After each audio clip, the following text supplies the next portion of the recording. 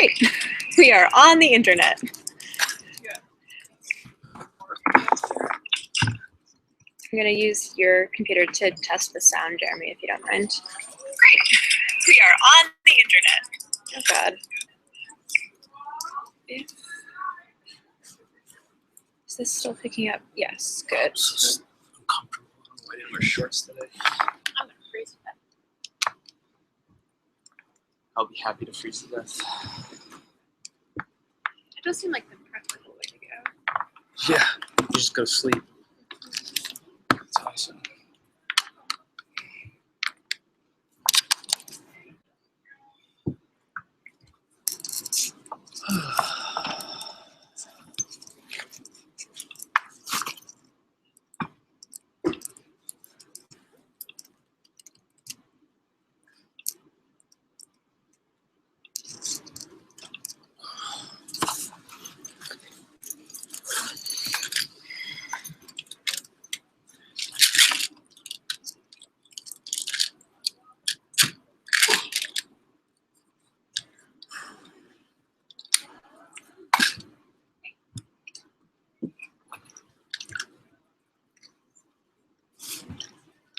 I don't want to sit next to the guest.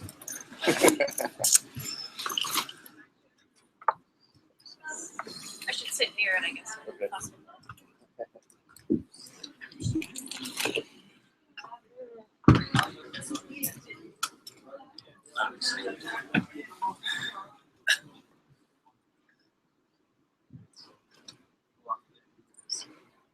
Great. I love your stream logo, by the way. Yeah. God. Find a way to not bottle this. You let me double it.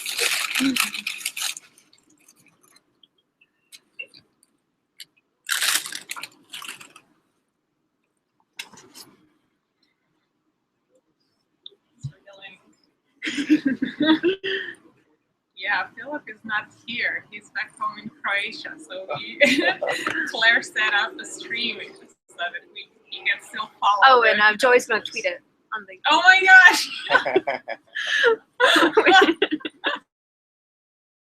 Wow. Okay, so. I'm saying I like your stream logo. Oh, thanks. Yeah, it was. I assume it's a real stream. No, it's a mock stream. I mean, Yeah. it's a model Right, of it. yes. Yeah. It's as real as it gets. Yes. Ignore Jeremy. He's in a state. Is it My live? thesis is not all made up. I'm just messing around. I'm just messing around. I love these things. I feel like I'm on the UN Council. Oh my gosh, yeah. Hi, Dan. Welcome. Made it.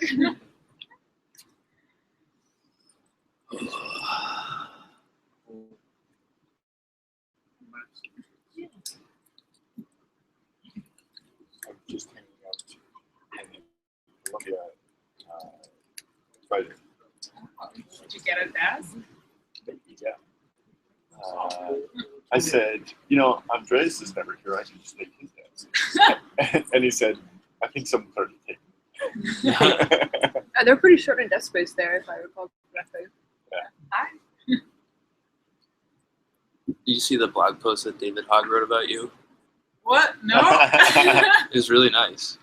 He just talked about how he was part of your thesis, like at your thesis defense, and it was really nice. He was super nice here. It was like, It was really kind, like what he wrote, and he was like, I think somebody was giving you a hard time about like how it applied to cosmology and how the Milky Way wasn't important. And he's like, Wanna it's guess it's who that important. was? Oh, I know who it was. it was a concerted effort, though. It was both Nikhil and Frank were like, what?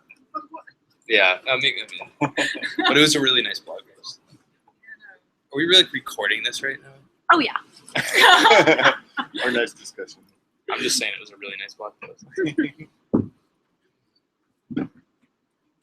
Yeah, he was, yeah, I don't know. The meeting was so nice. I mean, like, it was took forever to get through the questions, but I don't know. Hmm. It was like at the end, it was like, "Welcome to the company of scholars." And Oh. so sweet. Did they deliberate it all, or did they just give it to you right there? They delivered it. Oh, okay. Yeah, they did kick me out of the room. How long? I heard they just goof around the whole time. They don't even.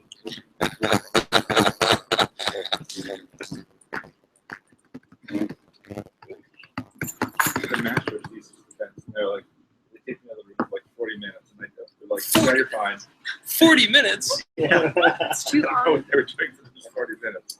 Well, I know some of the qualifying exams here that the committee, started eating and discussing whatever their things, and they forgot they did. Gosh, we've been like here for an hour just chatting away. Yeah, they chatted. They said What Marla a said they nightmare. chatted during mine. They didn't actually do anything. They just chatted about like a meeting or something. They were really talking about mine. Yeah. It's okay. It's alright. Yeah, that's all that counts.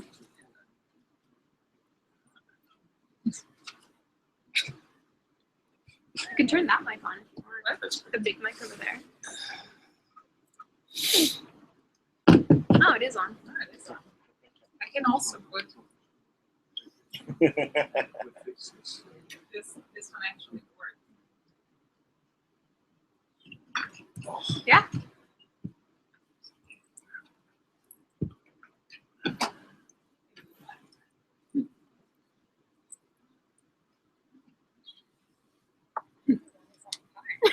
Shocking, really. No.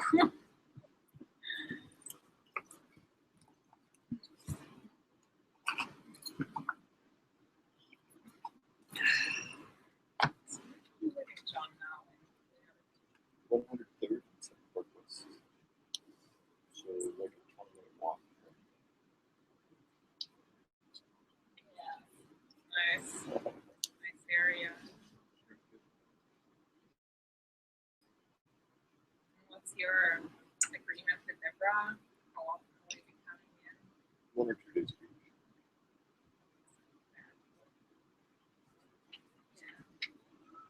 Is there a metronome more capacity yet, or just like a ride or something? There is a pass, but it only makes sense if you're going to be going 5 days a week. With the 10 pass, so 5 trips is $130. So it would be around $200.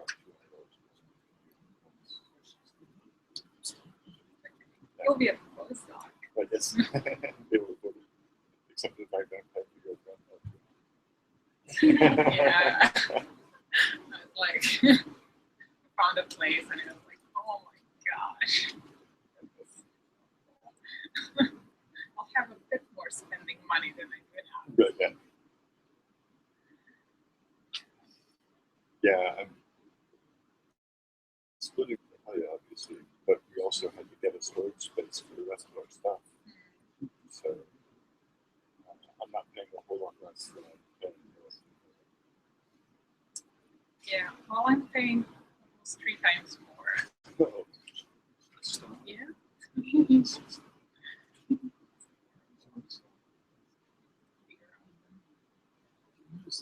Hey.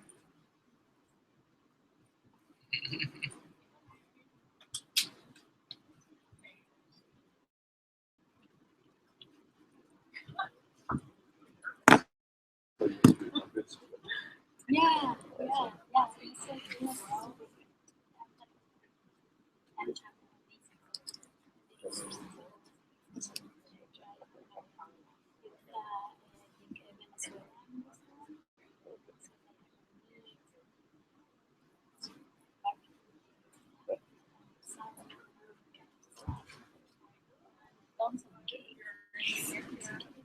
It was like they came from the menu and they made a cake.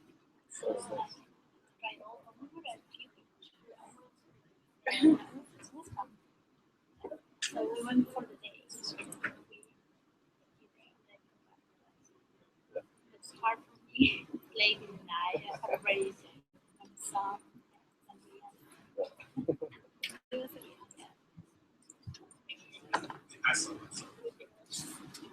Joy.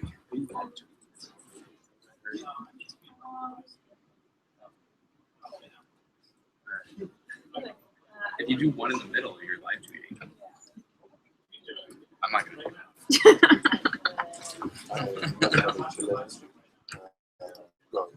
Could you live tweet my day? Yeah, I know her very well. It's the only thing worth tweeting. Yeah, there's going to be a bread shortage for a while, I think. Yeah, I have a lot of traveling to do. It's time to take off now, finally.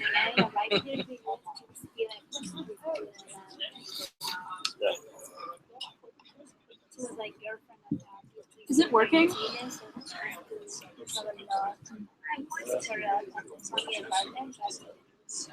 We were in the same year, so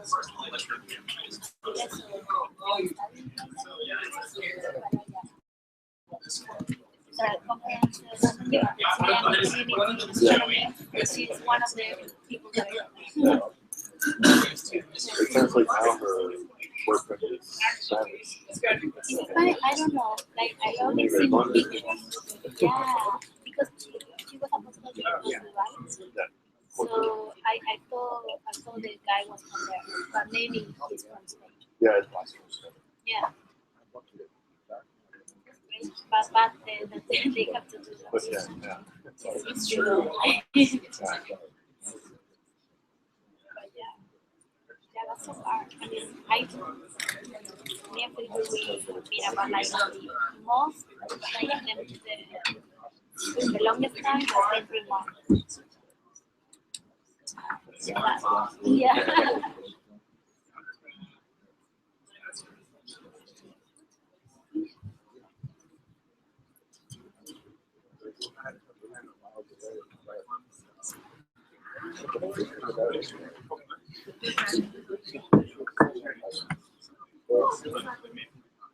What are you saying?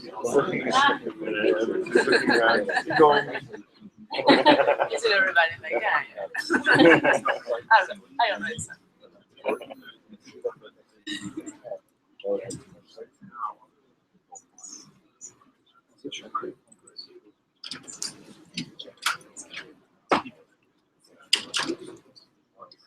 Hey Adrian, did you see my email this morning about changing desks, offices?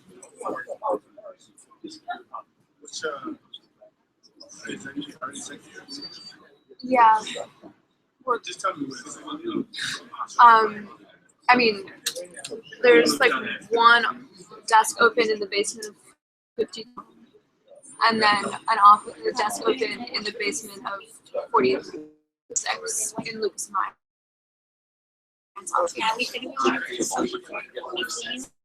The coffee shop building.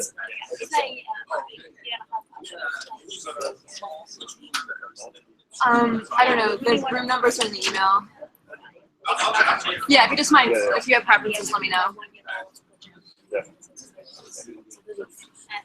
It's Natalia, I think it's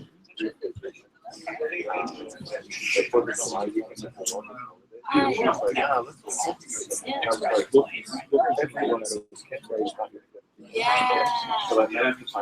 Usually you don't have to negotiate with their two That's people great. usually, Hey, there's always like a break and removal meeting.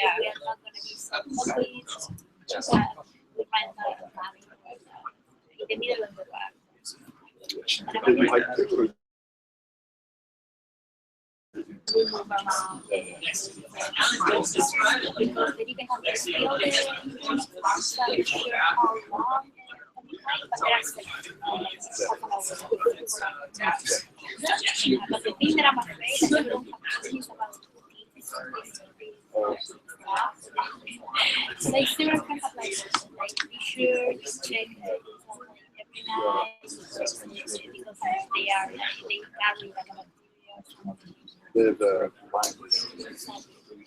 the things that you think there is water, but like basically, the way that they hide in pockets, they hang out on the end of the grass. And then when you brush by, they just but if you and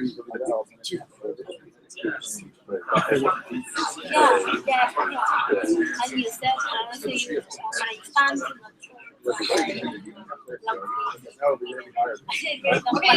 let's get started. So it's a pleasure to introduce you to Ana Bonaca's thesis defense. So just to remind you, we now have a thesis defense just for where Ana was grilled. This happened about 2 weeks ago. And today is a public talk of her thesis, which is a culmination of several years of work looking at structures around the Milky Way. So I will leave it to her. Thank you. Okay, thanks.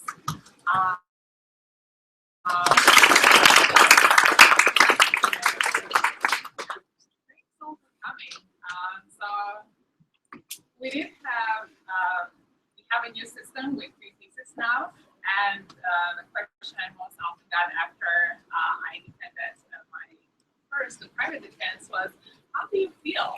And there were a lot of feelings, but the most overwhelming one was gratitude, and not just to the people listed here, who helped a lot with like just the performance of the thesis throughout, but also all of you guys, because had I not had all of the support here, I think the title slide would look sadly like this. So I'm really excited that my family here managed to come. They were a lot of support since I was a very young kid. Yeah, from my first encyclopedia, making sure I learned how to speak English, to waking me up at 3 a.m. in 6th grade because I was observing Delta Cephei and its face needed to be covered. So, that's what we did. So it's great to share this moment with them. And then the person who's not here, but hopefully can hear me, hi Philip, online, has been such a great support over here, like judging from Sorbonne's homework where there were Bessel equations to be identified to just comforting me when my modeling was not performing as I would have expected. It was really just nice to have someone in my corner. And then when I moved here, I met a lot of friends in New Haven who kind of acted like my family. Of course, Donna, thanks for inviting us to all of the family holidays. And then more locally in New Haven, I'm happy to welcome all of my singing friends in New Haven Oratorio Choir. I spent 3 very nice years exploring all of the best pieces of choral music ever written, and then also some less known pieces. So we put up a women composers concert, which is very interesting and maybe more relevant for this particular crowd. We sang the most astronomically correct song about a star that I've ever heard. So you should check it out. It's called Something Like a Star. And then recently I also joined the Yale a cappella group called the Yale Citations, the premier grad student a cappella group, or as we are now being introduced as, all of the undergrads are gone over the summer, so here are the grad students who also sing.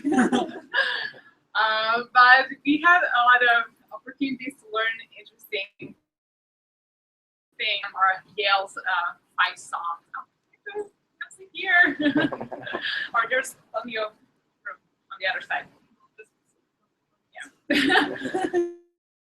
One sentiment that I really appreciated a lot was Ryan verse from Pride College Year song, "But time and change shall not avail to break the friendships formed at Yale." And my time here at Yale has been really great, because of all of these people in the department who made all of the day-to-day things really awesome. And judging from support staff like Craig is here and all of the administrative staff who just made everything work, and we didn't have to worry about anything other than doing science. The faculty who were really cohesive group and cared about us, and we could always talk to whatever faculty, not just our advisors. And then all of the postdocs and grad students who were, we have just a great atmosphere here, and it definitely helped me for my thinking about my thesis and just life in general. And so I'm happy that I had all of these people, all of you guys in my life. But for this particular thesis, there is really one person who is to be blamed. And yeah, that's her. So when thinking about Marla, I most often remember what one of my college professors of physics said, that their data teachers are not there to teach us physics, but really to develop a good taste so that we know what are good questions to ask, what are the relevant things to be studying. And for a long time, I thought that was the thing that I learned from Marla. It was the most important thing. But throughout this last year, when I reflected on all of our 6 years before, I felt that that was, of course, a huge component, but also just the humility with which she approaches everything, just to still be overwhelmed by the opportunities we have to go to a very remote side on the Earth, one of the most remotest, and there's a huge machine that allows us to look at the universe and ask super interesting questions. It was really nice to have an advisor who appreciates that. Thank you, Marla. Thank you all. We now do have a thesis to talk about. And I do mean talk about, because one of the great traditions of this department is to actually just interrupt whenever you have a question. So fire away. That's as it should be. So as there are non-astronomers in the audience, I wanted to first go over what the title means. And so it is Chasing Tidal Tales Around the Milky Way.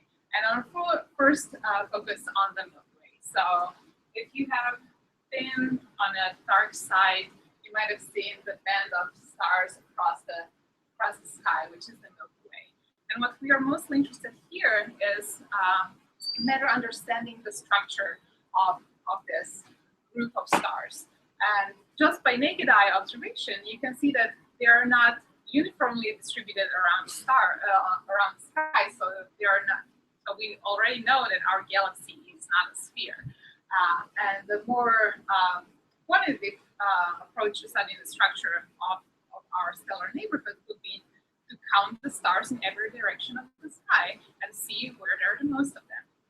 And that's exactly what William Herschel did in 1785. He took a lot of effort and just counted the stars in all of the directions and realized that most of the stars in the Milky Way are in this sort of this, and we are somewhere off the center. And okay, he got the scale wrong, but that's still pretty impressive achievement for just counting stars, that we learn something deep about our place in the universe. And I do hope the Tidals make a comeback, completely the period. Well, now we have had more time and more resources to better map the Milky Way. So we now know that the band we saw was really the disk of the stars, and now we are kind of moving out to see it edge on and see that most of the stars are at the center, and then there are spiral arms going all around. And we then did more than that, more than just to map all of the stars in the Milky Way. We could also measure their velocities. And what we realized was that the stars in these outer parts are moving much faster than we would expect them to, because if all of the matter was the one that we see, they would have just flown away. So this started a new understanding of the structure of the Milky Way, meaning that it is surrounded by some very massive dark matter halo. We call it dark matter because we really don't know what it is and just don't see it, which is extremely massive. And this is the least known component of the Milky Way, and the one that we'll be studying in this talk. It is also important for studying galaxy formation or structure of galaxies in the universe, because it's for every galaxy that we went to check how fast their stars moved, it seems that there is the same issue, that all of them have this huge halos of dark matter. So we did get, we moved them further along. So I'm here showing the measurements of the stellar mass on the y-axis versus the dark matter mass of individual galaxies on the x-axis. And so we see that there is some relation, that the more massive galaxy has the stars, the more massive its dark matter halo as well. And the Milky Way is in this very interesting region, marked with a yellow rectangle. And so the problem of this, or the main problem in this study of Milky Way is that this is very, very wide. It is our own mass, or the mass of our own galaxy is unknown by a factor of 5. And it's kind of embarrassing because it's almost known as well as any random galaxy in the universe. And we are here close enough, and we should think that we should know this better than that. But even more than that, it is in this interesting region where the slope breaks. So if we plot on the top the ratio of the stellar to halo mass, we see that the Milky Way is right around this region where this ratio is the highest, which means that the star formation in galaxies like Milky Way is the most efficient. So this is also important to understand about this interplay between the dark matter and the stellar matter, or just the larger questions of how galaxies form in general. And this is moving away from just the Milky Way. We can see that most galaxies are actually in the universe are like the Milky Way. So if we plot the stellar mass density on this axis, you can see that this curve peaks, which means that there is a specific mass scale in which a typical star in the universe lives, and it is very close to the mass of the Milky Way. So if we were to pick any star anywhere in the universe, it would most likely live in a galaxy like the Milky Way. So understanding the Milky Way will be really important for all these studies in general. And so here is the roadmap of the talk. So first we'll try to ask the question, how can we map the dark matter in our own galaxy? Then second, when we have a way of how, we'll try to find these helper tracers of dark matter, like find some objects which will help us to map our own halo. And then we'll ask whether there are some objects within this category that are better in measuring these properties than some others. And then finally, we'll try to apply this to the data in the galaxy and learn something about our halo. And to answer the first, something to do with tidal halos, which are the second noun in the title. So let me explain what those are first. So I show you this image before, where we have the Milky Way and most of the stars here are members of our own galaxies, but not all of them. So here are the two diffuse structures of two dwarf galaxies, the Large and Small Magellanic Cloud, and then also two globular clusters, which are just very dense clumps of up to 1 million stars that were formed together. And these are the interesting objects for the most interesting objects in my PhD, and it will be very useful throughout this talk. So here is a model of one such cluster. It has a lot of stars. They don't do much. They're gravitationally bound. And if we play the movie, you might be able to see that most are just swarming around. But every once in a while, two stars very close to each other, and then one gains the energy and has a huge velocity, being able to leave the cluster.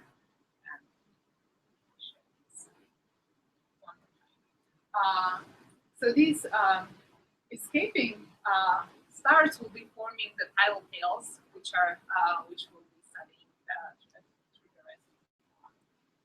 And so this proceeds in a cartoon like this. So if we think that this is a globular cluster somewhere far away from the galactic center, where most of the mass of the galaxy is, we can see that stars leaving the cluster leave from these 2 points called the Lagrange points, which are just the points in the space where the gravitational pull of the galaxy surrounding the whole region is the same as the gravitational pull of the globular cluster. So if a star finds itself here, has enough energy to get here, it can actually start drifting away from the globular cluster itself, thus kind of leaving crumbs of stars around the orbit of the cluster around the galaxy. And this cartoon might remind you of another geometry, which is the tides on the Earth, which has a very similar, or has exactly the same physical origin. So we have the moon kind of pulling away the water from the surface of the Earth, and so we have these 2 bulges on either side due to the tidal forces. And so this is why we call the stars which are escaping from the globular cluster tidal tails or tidal streams. So this all happens for all globular clusters at all times. So while they're shown here, a movie of how the globular cluster is moving around the galactic center, which is shown as a red cross. Now we see that it slightly leaves the stars from the center of the cluster, forming this very intricate distribution outside of the cluster and within the Milky Way itself. And it is very important that this distribution is so narrow, because then it will depend a lot on the gravitational forces both within the galaxy and within the cluster itself. And to show this, we have another picture. So here we have the model of the tidal stream, the disrupted globular cluster that I've shown before in white. And then I have 2 other cases when I just slightly increase or decrease the mass of the dark matter halo, just by 10%. And now we see that those the stars leaving the cluster attain a different distribution. So in red, they become less curved and a bit longer. And if the halo mass is higher, we have a shorter stream, which is more curved. And so we can immediately see that by studying the properties of these tidal streams in the Milky Way, we might learn something, try to trace it back to the distribution of matter in the galaxy. One other thing I want to say. So Tidal says globular clusters form tidal streams, which are very sensitive to the potential. By the potential here, I always mean the gravitational potential, and you can almost change this as a distribution of matter in the galaxy. So we did have an answer to our first question, like how to map dark matter. We can do that by studying tidal streams, the properties of tidal streams in the Milky Way. And then I will show you that they can be very useful, that we can detect changes of only 10%. And now we know the mass of the Milky Way by the factor of 5 or 500%. You might go and ask, well, where can we find these tidal streams? They seem like very useful things to study. And that's exactly how Marla hooked me up. Oh yeah, I was waiting for this. So it all started one day when Marla was reading a paper about doing exactly this, measuring the distribution of dark matter in the galaxy. And then she wrote it up, find GD1 in SDSS3. Of course, then at the time when I first started grad school, that would have been very cryptic. But luckily, Marla was a good advisor, so she distilled this in a list of projects that's made it here as a number one. Very suggestive. Finding streams in Thesis stream, which is just another survey. And yeah, that was my very first project here at Yale, finding tidal streams in the new data that became available to our institution here. And just some of the other ideas here. This is Marla's 10-year getting paper. This is something to become very relevant in time domain astronomy. Heard a lot about the new satellite works power, so she does have very good ideas. You picked the right project. Yeah. So anyway, so yeah, but we are doing this one here, finding streams in the Milky Way. And okay, so this is a zoom in on the map we've seen before. And most of the stars here are Milky Way. This is the globular cluster, and we are really searching for needles in the haystack. We want to identify stars that were members of this cluster, but are now dispersed somewhere in the galaxy. And that's really hard. But luckily, globular clusters are interesting objects which have a property that most of the stars form at the same time. So we can try and see if there are some properties of stars that within the cluster that might enable us to identify them just. And two of the most basic properties of stars over here are their colors and their brightness. So what we'll do first is sort a stellar field by color. So we'll put the reddest objects on the right and the bluest on the left. Once we've done that, we'll try to rotate again and put the brightest on the top and the faintest on the bottom.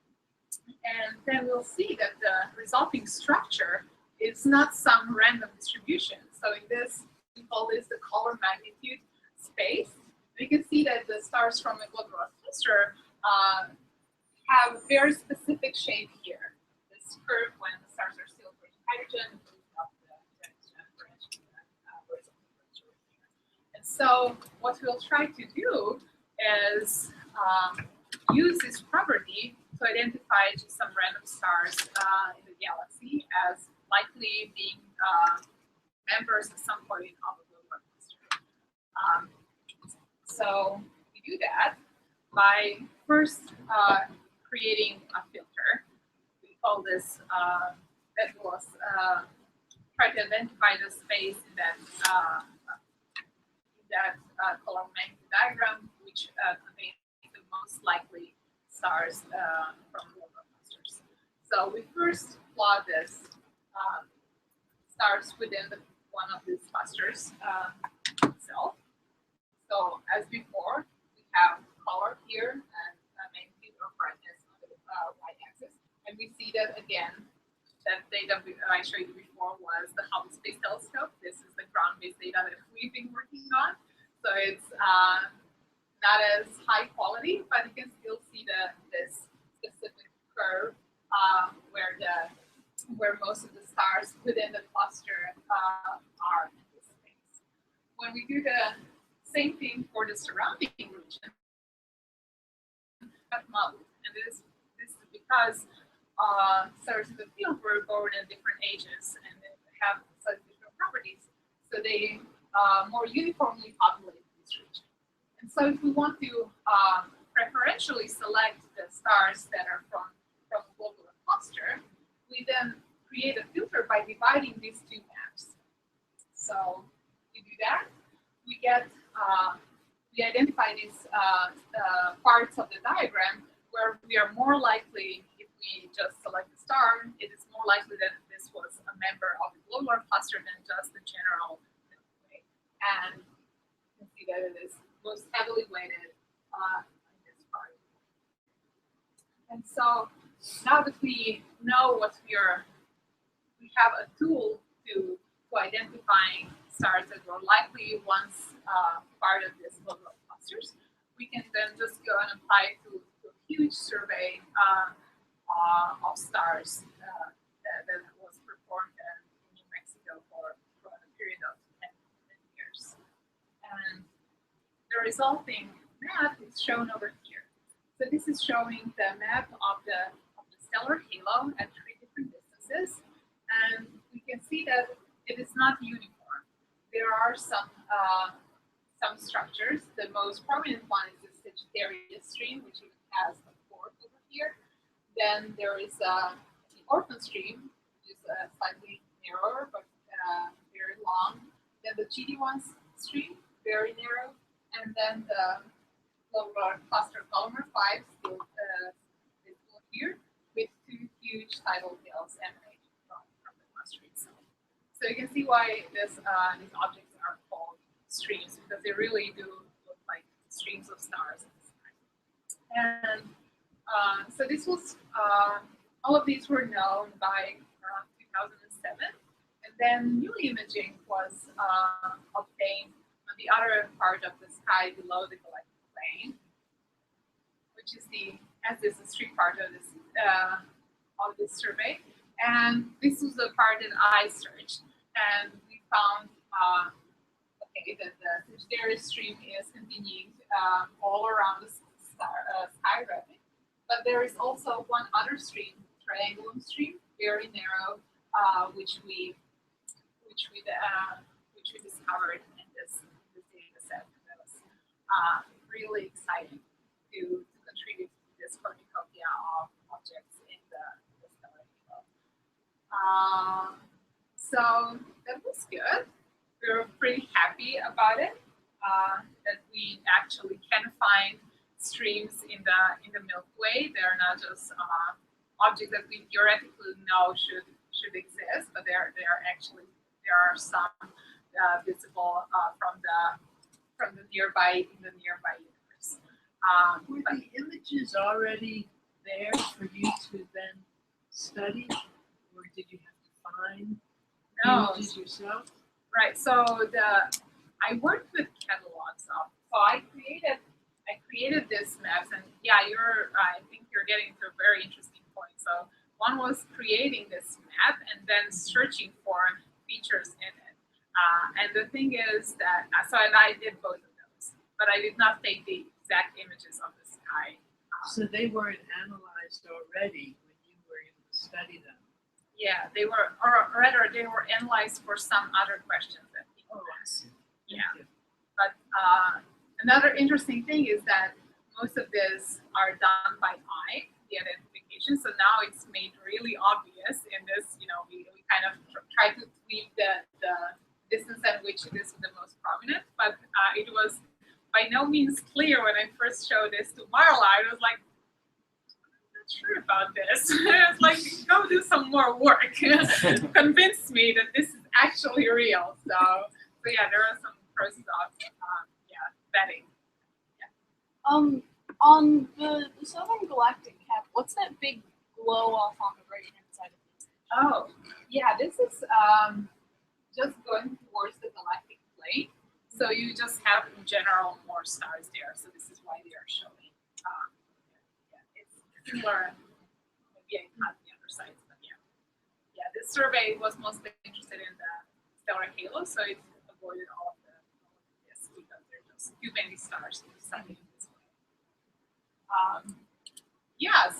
So we do have a fair number of streams, and I don't have a scale here, but to make it fully appreciate. But they are spanning a large areas on the sky. So if we wanted to study them, it would take a lot of resources to measure all of their properties, to then go back and learn something about the distribution of dark matter.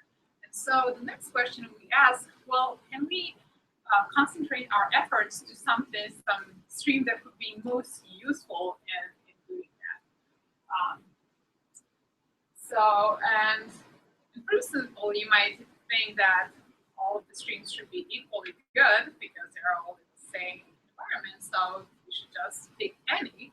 But the problem is that those streams were being formed at the same time as the Milky Way was assembling itself. And this is a mass process shown on the right over there. So we can see other clumps of gas coming in from all the different directions and going on the other side, assembling in a disk. And you can imagine this gas clumps deforming all of the streams that we would like to to study and at least affecting them. And so we assume that not all of them would be affected equally by this process.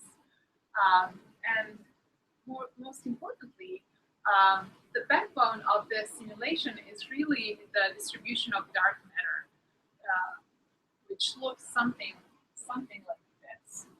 So this is a snapshot from one of the highest resolution simulations of a Milky Way type galaxy, or the dark matter halo of a Milky Way like galaxy. And we see that there are a lot of these clumps and they through time move around and affect all everything in their way. To understand the properties of a realistic dark matter halo, we would have to understand all of the positions and velocities of each of these clumps. But that's a lot of information that we would then have to handle, and we are just not there yet. And so instead, what we do is assume that dark matter halo looks something like that: an ellipsoid, some mass and some radial scale. And we give it measure what the axis ratios are from X, Y, and Z axis and about the orientation. And so we are condensing this huge complex mass to a 5-parameter model and asking, okay, if we measure properties of this, what will they tell us about that? And this can be tricky, and it might not be the one-to-one correspondence that you would get. And just for throughout the talk, I'll be calling this case N-body because it's from the N-body simulations, and the other one, the analytic approach, because the distribution can be just described by a single simulation. And so let's look at some streams in these two environments. First, we have an analytic halo, and we have 3 streams on different orbits. So the progenitor is marked in white, and then the stars that were more recently released are yellow, and the stars that have been orbiting in the Milky Way or left the cluster a long time ago in blue. So we see very different shapes over here. And so that's immediately one thing to consider, that when we try to model them, just some might be more difficult to detect because they attain different shapes. But when we look at the corresponding streams at the same position in the galaxy, but created in this light environment where we have a mass of the particles obstructing the streams, we can see very different cases over here. So sometimes they are just not affected by all of this mess, like in this first column, and they look pretty similar. The second case, they are mildly affected and have this gap between part of the stars and the rest, where most of the stream is, which is not apparent in the analytic case. And finally, they can look very, very different in the 2 cases. And so we basically want to identify which streams will be like this, that there are minimal differences between the streams created in an analytic and an analytic. And to do that, we created an experiment.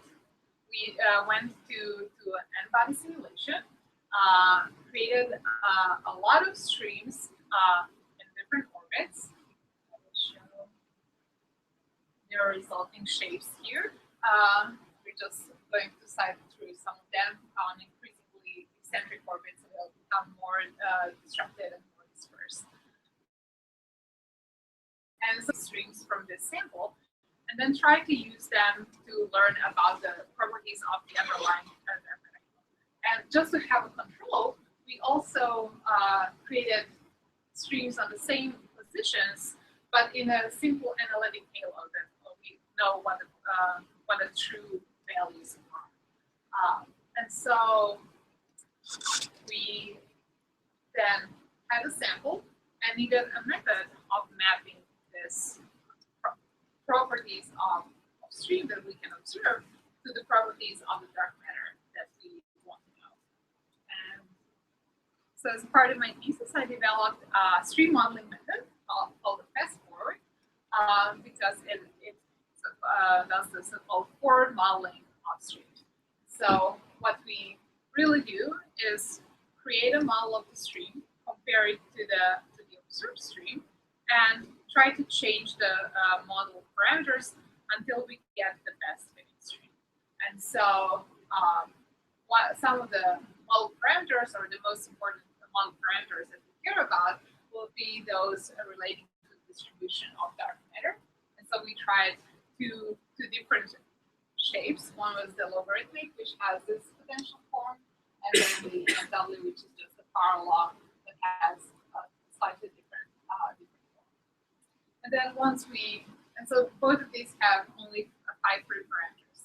So once we assume some set of these parameters, we could create a model of the stream. And so here's how we do it. We start by the position of the globular cluster today, marked over here. And then since we know the gravitational potential field, that means that we know the past and present evolution of this body. So we can kind of integrate back the globular cluster to the point where it actually started forming the stream. And once we do that, we can try and create a model of the stream. And we do that by just releasing the 2 Lagrange points, one towards the galactic center and one away from the galactic center. And so now all of these stars are moving in the gravitational field of the Milky galaxy and the globular cluster. And we finally evolve this whole system to the present day, and then compare it to the observed or not observed stream, which is shown in white, and try to find the best fit. We evaluate how good a fit is by calculating this likelihood function, where we basically just compare the positions and velocities of all of the stars in the stream and all of the stars in our model, and then just try to maximize this to get to the best fitting model. And to show that it works, we first show the results from the analytic stream. So this is when we really know the shape of the underlying dark matter halo, and it's showing that the mass error that we recover using these analytic streams is 0, where in both the logarithmic halo case and the NFW halo case. Fortunately, when we have more realistic streams, the distributions look like this. So first, you'll notice they're much wider. So that means that not all of the streams are equally good or can recover the true mass of the halo as we guessed actually in the beginning. The second feature is that this distribution here is slightly offset from the kind of tells us that by assuming some potential form, in this case logarithmic, which is not very good description of the underlying potential field, can introduce biases in our measurement. And this is just due to the fact that we don't know what the true potential field is. And finally, there's this long tail of streams that produce large errors in the recovered mass. So we wanted to know whether we can at least isolate those away find some property that will tell us how to avoid them. And to do that, we plotted how the mass error changes as a function of distance from the galaxy. So we can see that the analytic streams, which are shown in dark purple, are all across the board at all distances very good at measuring the mass of the galaxy. However, the n-body, the more realistic streams, can be very biased and have errors of 200% when they're very close to the center, or when the progenitors come very close to the center. So we can see that this is really caused by the fact that the distance stream, both in the n-body case and the analytic analog, look very similar. So we can see that our method would work in that case. However, in the other case, where we have stream closer in, these two can have very different shapes. So it's not surprising that we get the wrong result when we use something like this and fit it with something like this. Okay, we now have a solution to our question. The most useful streams would be the ones that are far away from the center of the galaxy. But unfortunately, the streams that we have discovered so far are very in this very inner region where it's a roll of dice what we get and how accurate our measurement is. And so, another recap. We have tidal streams, we know they're sensitive to the potential. We have discovered the ones that are nearby, but we would really like to use the distant ones to map the measurement. Yes. Why are the errors so much higher? Yeah, that's a very good question. So we didn't address it very properly or extensively in the paper. So we this is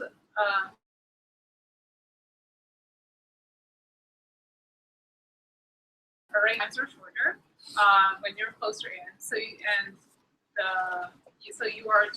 so stream closer in can have many more interactions with the subhalos in the galaxy. And we have shown that some of the largest outliers, like the top 10 outliers here, have had an encounter with a subhalo of 10 to the 8 or more recently.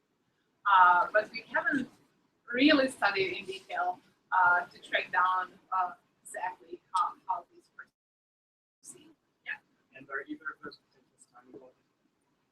Oh yeah, that's the that's the other case. So the streams, even the n-body streams, but it's selected to be Milky Way-like, so it doesn't evolve much in the last 60 years.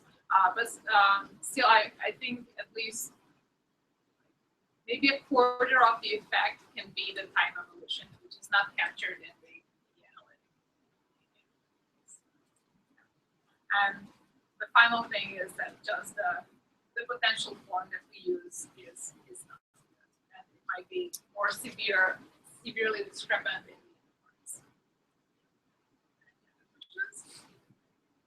Okay, so we can then move on to our final question here, and that is, so we seem to be in a bit of a pickle. We don't have the streams that we really want, but we still want to learn something about the dark matter halo of the Milky Way. And so we were thinking whether we were actually asking the wrong question all along. We should not be looking for the best stream that we can then observe extensively and get all of the possible data on it. But instead, maybe we can use these multiple streams that have been found in the Milky Way with all the crappy data that we have at the present. So that was this is the final chapter of my thesis, to perform this experiment of how well can you do that if there is really enough information, even in this limited data that we have on the streams that are discovered so far. So we focused on the polymer 5 stream and the GD1 stream because they're the most prominent streams from globular clusters that have been discovered. And so to test this idea, I just created mock streams. So these are in an analytic halo, not tiny at all. Yeah, very, very simple ones, but at the same positions as polymer 5 and GD1. So now shown with this white points. And then I mock observe them, assuming I have just positions in the sky and velocity, radial velocities for a few of the stars in the stream. And then I try to fit the same potential models, but by using data from two streams simultaneously. And you can see now here is a breakdown from the different parameters in our model. So the scale velocity, radius, orientation, and the two flattening along the x and z axis. And so the results for GD1 are shown in dark and in light, polymer 5 in light colors. So we can see even when we use the streams individually, we can still recover the true values, but the errors can be somewhat large, and this median values can be offset from the true. When we use the streams simultaneously, we get this. So we see a marked improvement in all of these recovered best fitting values shown as horizontal lines. So these are the potential parameters, and just to show what the result is for some physical property of the halo, showing and finally there the virial mass. And we can see that this uncertainty goes down a lot, and the median value is very close to the true result. So to understand a bit better why that was the case for two streams, we decided to focus on the properties of scale velocity and scale radius, which are the ones most important for determining the mass. We can see for the now for the GD1, I'm showing this is the posterior distribution for these two parameters. And darker parts of the graph mean that it is, according to this stream, it is more likely that that's the true value of the parameter. Whereas the real true value is shown as a yellow star. And so we can see that it's definitely not excluded. The true value is consistent with the data, with the limited data that we have on the stream, but there's always a lot of other parameter space over here. So it just means that the stream doesn't tell us a lot about the halo. And we can see why if we kind of take some pairs of parameters in this space and plot what the stream there looks like. So here in the dark color, we have the true observed stream, and this is the trial model in the lighter color. We can see that they look almost exactly the same, which makes sense. However, when we look at the properties of the polymer 5 stream, so the other stream that we studied at these positions, we can see that these models are very different. So in the first case, this is, has a shallower slope than the true one or the observed one, and then the other it is much steeper than the observed slope. So we can immediately see that if we instead use the other stream, we would never have thought that these two were good parameter values. And indeed, when we look at the polymer 5 stream individually, we can see that it removes large areas of this space and only says that the possible values for these two parameters are along this line. But along the line, it cannot really tell you which is the better one. And the reason for that is that, again, models in these two parts for polymer 5 look pretty similar. But luckily, the other stream that we have looks too short when we have a very massive halo, or too long when we have a less massive halo over here. So when we use both streams simultaneously, we get a measurement that is both accurate, so very close, so the densest part here is very close to precise. So we have removed most of the parameter space. And we can see that all of those properties of both streams are reproduced really well in this case. And so now that we are armed with this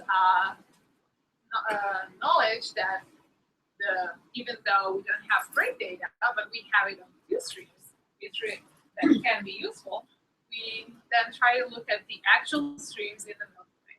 And so I'm just showing now this parameter distributions for scale radius and scale velocity for the polymer 5 in light blue and G1 in dark purple. And again, you can see that they are not the same, but for the same value, but they're not completely consistent because there is some region of the overlap over here. And so when we consider two streams simultaneously, we get this result, which is almost exactly where the overlapping region is. So this is for the two parameters, they determine the mass and the size of the halo. And we can also do this for the shape parameters as well. And we see the same story, that the joint solution is found in the overlap of the individual streams. And so what does this mean for the Milky Way? So this is our halo model based on the two streams. So we have in the XY plane, we have slightly rotated, slightly squashed halo. And then along the z-axis, we also see some flattening, which is perpendicular to the stellar disk of the Milky Way. So, of course, the problem is that we have these two streams which are found in the very inner region of the galaxy. So really what we have learned about is this small tiny region in the center. And the predictions from simulations are that the properties of dark matter halos actually change with distance.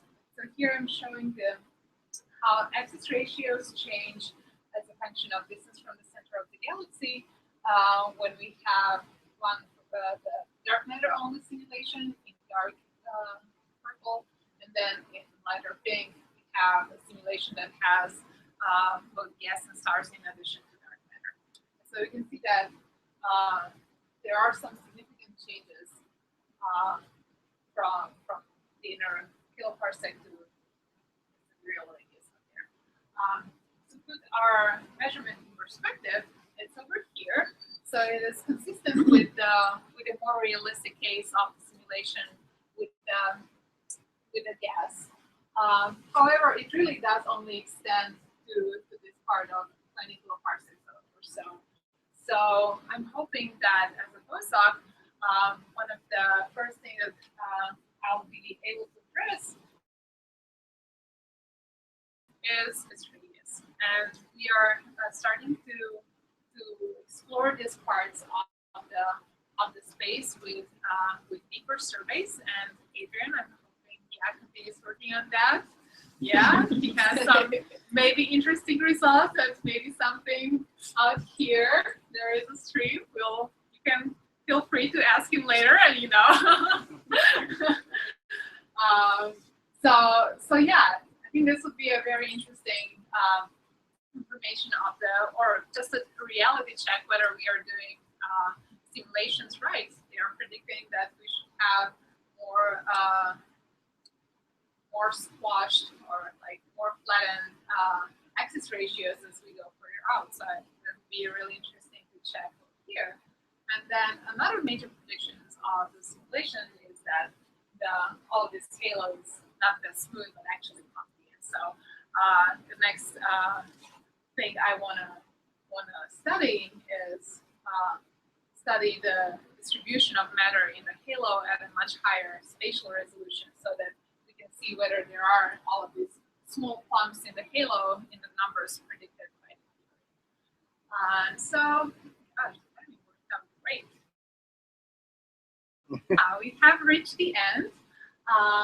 So just to recap once again, I have studied how streams which are disrupting globular clusters, groups of stars in the galaxy. They're affected by the distribution of all of the matter, but most importantly, dark matter, which we have no other way of studying.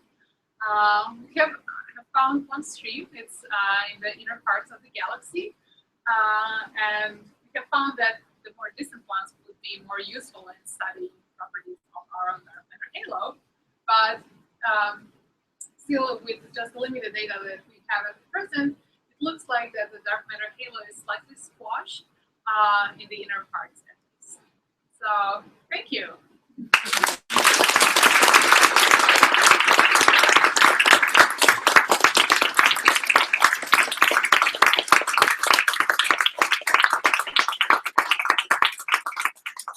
Before we take questions, I want to invite everyone to a reception afterwards that will happen in 52 Hill House in the common room. And if anyone has questions. How much, so I was thinking about when you compare your simulations to the observations, is it possible that, I'm sorry. When you compare your simulations to the observations, did you play with the matched filtering on the observations at all? Meaning, is it possible that you miss stars at large radius or at the ends of the tails of the stream and therefore affect how well the matches are? Yes, this is entirely possible that we match that. So I think the question is whether in my mocks I had the realistic Milky Way and this is like the foreground, and the answer is no. I just assumed that I could, all of the stars that I modeled were truly the stars in the stream. I think it might not be like a crazy thing to do, because I do leave the age of the stream a free parameter. So you might say that, okay, maybe I'm just not modeling the edges of the stream, even though there would be important information there, but we're just not looking at those stars. So we're just looking at the most recently released stars in the stream. But yeah, it's definitely one thing to check.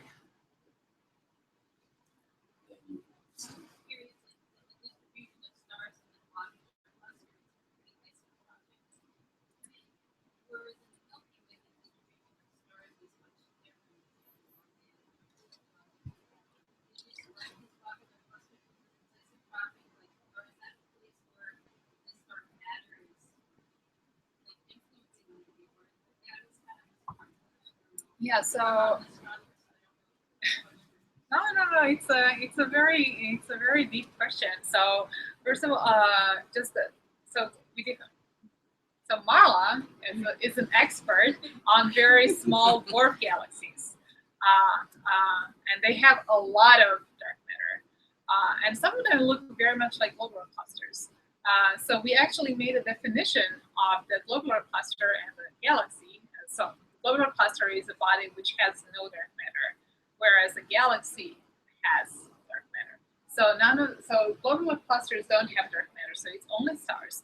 But we did select them because of this property that they're isotropic, because that means that we can understand really well, or there is less uncertainty on how they're disrupting, because we know that all of the directions are created equal. Whereas for the, let me show this, for dwarf galaxies, which are just more complex objects and can have stars in a disk, so not be isotropic, they can then create something like some huge distribution of stars, such as the Sagittarius stream. And so one thing that's still not explained is, how do you get this fork over here, one arm, this the upper arm and the lower arm? So there is a lot of uncertainty in the initial properties of the progenitor body when you're looking at this bigger objects such as dwarf galaxies. Whereas the globular clusters are very thin, narrow, simple features. So this is why we actually focus on globular clusters.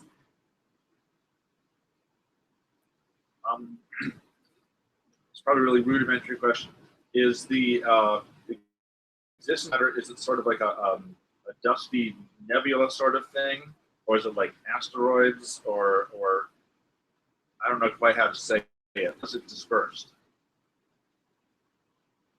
Oh, okay. So I think the leading thinking is that it is some very small particles, even smaller than dust. It's not dust. We would have seen dust because it emits in the infrared. So it's not dust. And we don't think it's bodies such as asteroids either, because we've been looking at some parts of the sky for a long time, and the idea was if there was an asteroid passing through, we would have seen it magnify the star in the back. So we haven't seen that, at least not in numbers appreciative to explain the motion of the stars and galaxies. So we really think it's just super tiny particles which have unknown properties.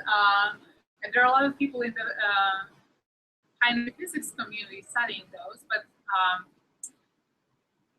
coming up with properties of these particles and then predicting what kind of distributions they would have on astronomical scale. So this is the part that the astronomers are trying to test, just give them input to rule out some of their models.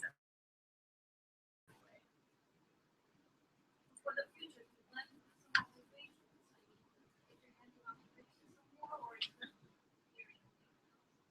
yeah, I do have a beautiful data set on the Palomar 5 stream, which job season just killed this year. It had no time to look at that. So yeah, I do think, especially for the part on studying the finer structure in the halo, that we need to get better observations, both deeper and get more velocity, because it seems that interactions with dark matter subhalos would have very unique kinematic signatures along the stream. So I think that would be the way to detect them, or at least search for them.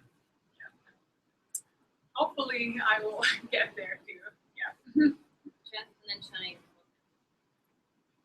I'm surprised you can get the mass of Milky Way close observing streams which are in galaxies.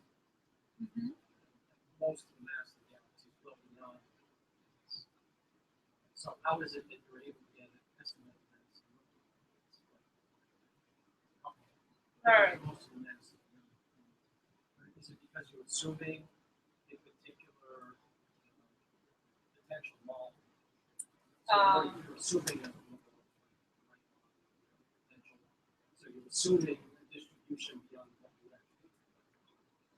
Yeah, I think the driving thing was that I actually used the prior on what the circular velocity should be in the outer halo, based on the other observations from motions of lower clusters and satellite galaxies.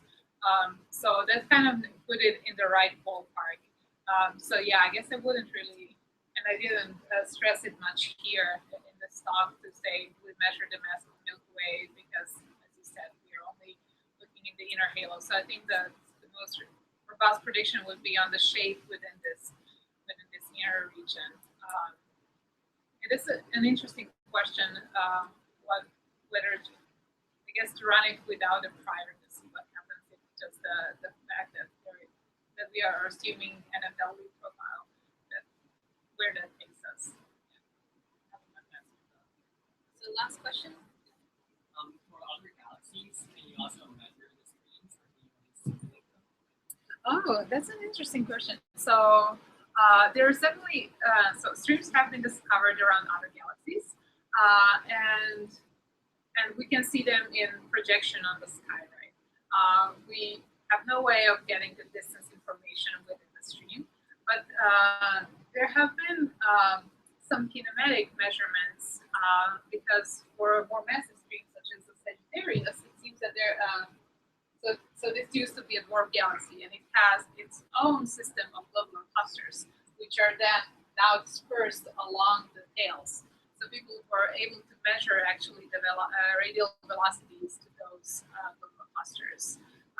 So yeah, that's a very interesting, I think, I don't know on what time scale this might become relevant, but all of the work that Allison is doing, and we're also working on Saga and deeper images. Yeah, I think it will be really interesting because ultimately the Milky Way is only one galaxy, and we want to be able to say something about galaxies in general. And I think methods that we developed here can be used in that. So this is a nice part of this, like dealing with the crappy data, that you really learn to deal with the crappy data, so you can deal with even crappier data for outside galaxies. Yeah. Let's end there.